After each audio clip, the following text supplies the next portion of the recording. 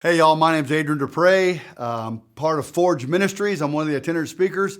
Let's do a little quick 1-minute Devo with you real quick. Let's talk about marriage. Are husbands supposed to submit to their wives?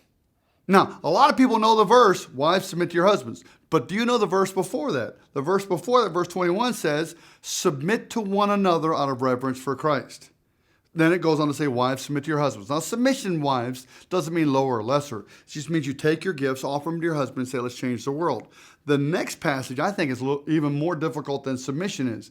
The next passage in verse 25 of Ephesians 5, Jesus tells us, through Paul, husbands, love your wives. That's part of our submission. Love your wives just as much as Christ loved the church and gave himself up for her. So as much as Jesus loved me by dying for me on the cross, by dying for my stinking sins, by putting his life on the line for my sins, that's how much I'm supposed to love my wife. So husbands, if you're not loving your wife, if you've gotten used to your wives, Archie Bunker said something. I know many of you don't know who that is. Just relax. It's for the older people. Come on, guys. Archie Bunker said something very interesting. He said, Edith, I told you 38 years ago I loved you, and if I change my mind, I'll let you know. And a lot of people laughed about that, but as far as I'm concerned, that's the most horrible line in all of television.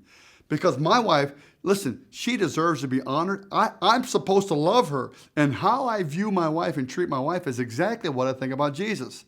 So let's talk about marriage. How about we submit to each other? Submit to one another out of reverence for Christ. It doesn't mean lower or lesser, but we're both supposed to be submitting. So let's submit and punch the enemy in the face. Love you guys. We'll see you. Marriage is awesome. See ya.